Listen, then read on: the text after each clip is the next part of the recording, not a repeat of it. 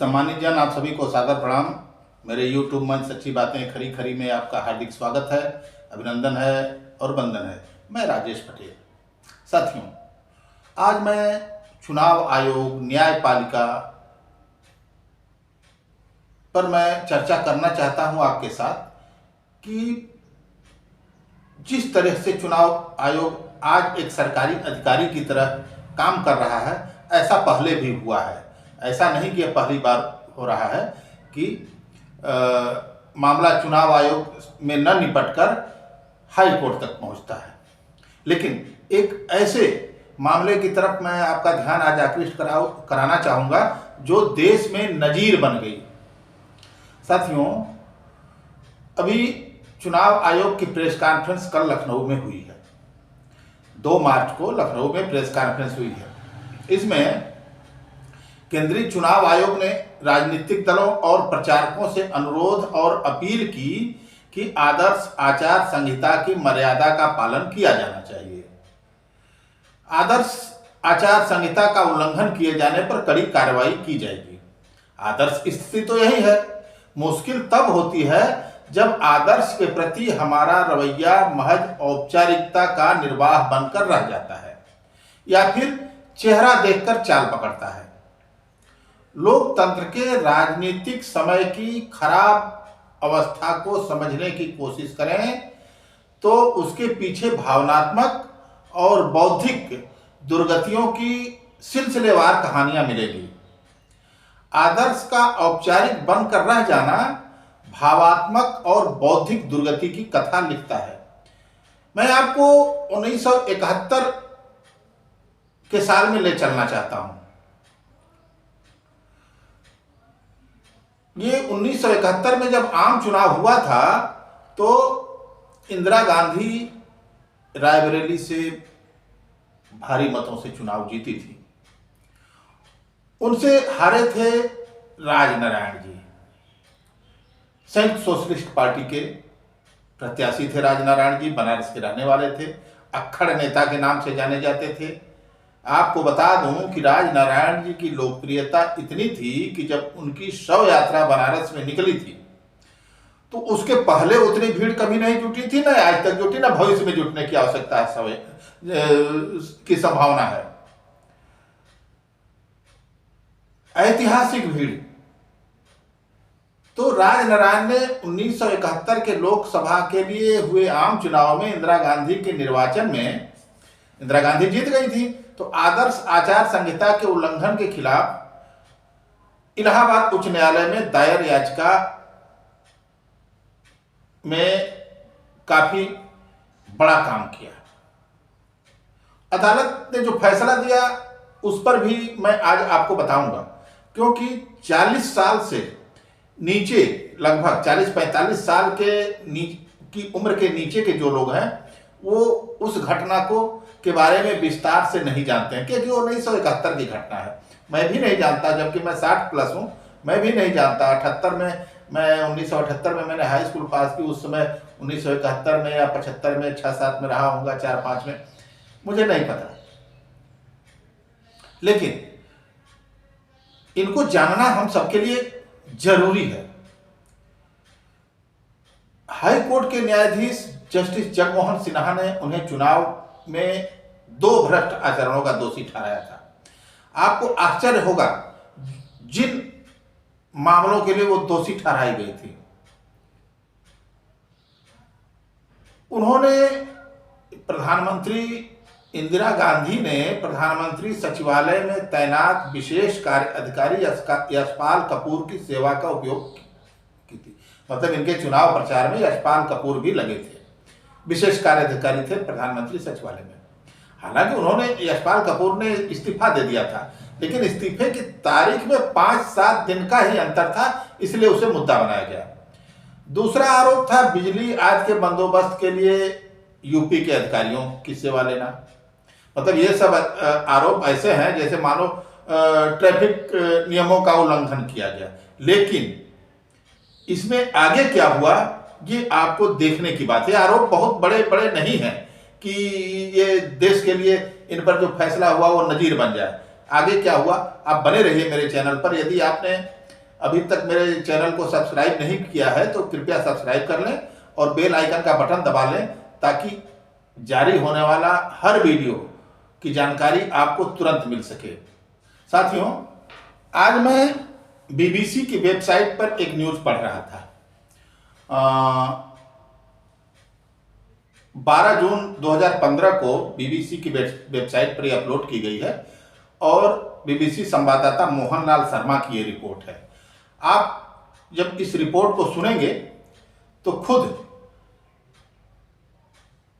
समझ जाएंगे कि नहीं, इतिहास में भी जो फैसले हुए हैं वो कितने अहम हैं और आज की तारीख में वो किस तरीके से समीचीन हैं।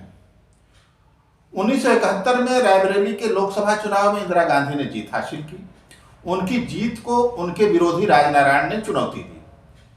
भारतीय राजनीति के इतिहास में इस मुकदमे को इंदिरा गांधी बनाम राजनारायण के नाम से जाना जाता था। आइए जानते हैं इसके न्यायिक पहलू और क्या था फैसला। तो बीबीसी की वेबसाइट पर है, लिखा हुआ है कि 12 जून 1975 की सुबह 10 बजे से ही इलाहाबाद हाईकोर्ट का कोर्ट रूम नंबर 24 खचाखच भर चुका था। जस्टिस जगमोहन लाल सिन्हा पर पूरे देश की नजरें थीं, क्योंकि वो राजनारायण बनाम इंदिरा गांधी के मामले में फैसला सुनाने जा रहे थे। मामला 1971 के रायबरेली चुनावों से जुड़ा था। यह वही लोकसभा चुनाव था जिसमें इंदिरा गांधी ने अपनी पार्टी को जबरदस्त कामयाबी दिलाई थी। इंदिरा खुद रायबरेली से चुनाव जीती थी। उन्होंने संयुक्त सोशलिस्ट पार्टी के उम्मीदवार राजनारायण को भारी अंतर से हराया था, लेकिन राजनारायण अपनी जीत को लेकर इतने आश्वस्त थे कि नतीजे घोषित होने से पहले ही उनके समर्थकों ने विजय जुलूस निकाल दिया था। लेकिन जब परिणाम घोषित हुआ तो राजनारायण के होश उड़ गए। नतीजों के बाद राजनारायण शांत नहीं बैठे, बहुत फैलू नेता थे। उन्होंने अदालत का दरवाजा खटखटाया। उन्होंने अपील की कि इंदिरा गांधी ने चुनाव जीतने के लिए सरकारी मशीनरी और संसाधनों का दुरुपयोग किया है, इसलिए उनका चुनाव निरस्त कर दिया जाए। जस्टिस जगमोहन लाल सिन्हा ठीक 10 बजे अपने चैम्बर से कोर्ट रूम में आए। सभी लोग उठकर खड़े हो गए। शुरुआत में ही उन्होंने साफ कर दिया कि राजनारायण की याचिका में उठाए गए कुछ मुद्दों को उन्होंने सही पाया है। राजनारायण की याचिका में जो 7 मुद्दे इंदिरा गांधी के खिलाफ गिनाए गए थे, उनमें से 5 में तो जस्टिस सिन्हा ने इंदिरा गांधी को राहत दे दी थी, लेकिन 2 मुद्दों पर उन्होंने दोषी पाया था। फैसले के अनुसार जनप्रतिनिधित्व कानून के तहत अगले 6 सालों तक इंदिरा गांधी को लोकसभा या विधानसभा चुनाव लड़ने के अयोग्य ठहरा दिया गया था। मार्च 1975 का महीना, जस्टिस सिन्हा के कोर्ट में दोनों तरफ से दलीलें पेश होने लगी। दोनों पक्षों को सुनने के बाद जस्टिस सिन्हा ने प्रधानमंत्री इंदिरा गांधी को उनका बयान दर्ज कराने के लिए अदालत में पेश होने का आदेश दिया। तारीख तय की गई 18 मार्च 1975। भारत के इतिहास में यह पहला मौका था जब किसी मुकदमे में प्रधानमंत्री को पेश होना था। आज भी हालांकि ये अभी दुर्लभ है इस तरह का मामला कि जब किसी मुकदमे के सिलसिले में प्रधानमंत्री को अदालत में पेश होना हो, लेकिन 18 मार्च 1975 को इंदिरा गांधी ने अदालत का सम्मान करते हुए हाई कोर्ट में पेश होने का निर्णय लिया था। जस्टिस जगमोहन लाल सिन्हा ने भी पूरी तैयारी की थी। सवाल यह भी था कि जज के सामने प्रधानमंत्री और बाकी लोगों का शिष्टाचार कैसा हो, क्योंकि अदालत में सिर्फ और सिर्फ जज के प्रवेश करने पर ही वहां उपस्थित लोगों के खड़े होने की परंपरा है, पर प्रधानमंत्री जब सामने हो तो। राजनारायण की ओर से जिरह करने वाले वकील शांति भूषण ने उस समय बीबीसी को बताया था कि इंदिरा के कोर्ट में प्रवेश करने से पहले जस्टिस सिन्हा ने कहा कि अदालत में लोग तभी खड़े होते हैं जब जज आते हैं, इसलिए इंदिरा गांधी के आने पर किसी को खड़ा नहीं होना चाहिए। लोगों को प्रवेश के लिए पास बांटे गए थे। अदालत में इंदिरा गांधी को करीब 5 घंटे तक सवालों को जवाब देने पड़े थे। इंदिरा गांधी और उनके समर्थकों को अंदाजा लगने लगा था कि इलाहाबाद हाई कोर्ट का फैसला उनके खिलाफ जा सकता है, तो ऐसे में जस्टिस जगमोहन लाल सिन्हा को प्रभावित करने की कोशिशें हुई थी। हाई कोर्ट इलाहाबाद के तत्कालीन chief justice DS Mathur Indira Gandhi के निजी डॉक्टर KP माथुर के करीबी रिश्तेदार थे। शांति भूषण के बारे में बताते हैं कि जस्टिस जगमोहन लाल सिन्हा के घर पर जस्टिस माथुर अपनी पत्नी के साथ पहुंचे। शांति भूषण इस बारे में बताया था। शांति भूषण ने उन्होंने जस्टिस सिन्हा से कह दिया था कि अगर वो राजनारायण मामले में सरकार के अनुकूल फैसला सुनाते हैं तो उन्हें तुरंत सुप्रीम कोर्ट में भेज दिया जाएगा। लेकिन इसका जस्टिस सिन्हा पर कोई असर नहीं हुआ। जस्टिस सिन्हा ने अपने आदेश में लिखा कि इंदिरा गांधी ने अपने चुनाव में भारत सरकार के अधिकारियों और सरकारी मशीनरी का इस्तेमाल किया। जनप्रतिनिधित्व कानून में इसका इस्तेमाल भी चुनावी कार्यों के लिए करना गैर कानूनी था।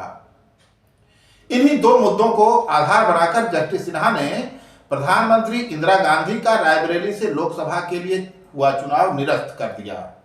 लेकिन एक सहूलियत दे दी, उन्होंने अपने फैसले पर 20 दिन का स्थगन आदेश दे दिया ताकि इंदिरा गांधी जी सर्वोच्च न्यायालय में अपील कर सकें। न सिर्फ ये भारत में बल्कि दुनिया के इतिहास में भी यह पहला मौका था जब किसी हाई कोर्ट के जज ने किसी प्रधानमंत्री के खिलाफ इस तरह का फैसला सुनाया हो। कुलदीप नैयर ने उस समय बीबीसी को बताया था कि इस फैसले के बाद उनकी मुलाकात कांग्रेस के वरिष्ठ नेता जगजीवन राम से हुई। जगजीवन राम से उन्होंने पूछा कि क्या इंदिरा इस्तीफा देंगी, तो उनका कहना था कि नहीं, और अगर ऐसा हुआ तो पार्टी में घमासान मच जाएगा। इलाहाबाद हाई कोर्ट के फैसले के बाद इंदिरा गांधी की तरफ से पैरवी के लिए मशहूर वकील एन पालकीवाला को बुलाया गया था। आखिरकार इंदिरा गांधी की तरफ से सुप्रीम कोर्ट में दाखिल हुई 22 जून 1975 को अपील दाखिल हुई और वैकेशन जज जस्टिस वी.आर. कृष्ण अय्यर के सामने अपील आई। इंदिरा गांधी की तरफ से पालकीवाला ने बात रखी, राजनारायण की तरफ से शांति भूषण अदालत में है।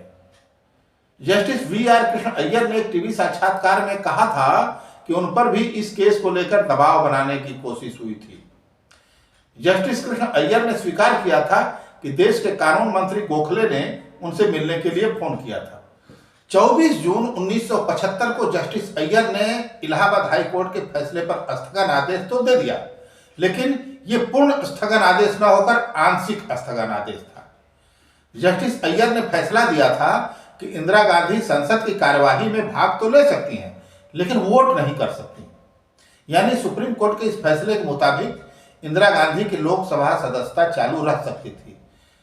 जस्टिस अय्यर के इस फैसले के बाद विपक्ष ने इंदिरा गांधी पर हमले तेज कर दिए और 25 जून को दिल्ली में जयप्रकाश नारायण की रैली रामलीला मैदान में हुई।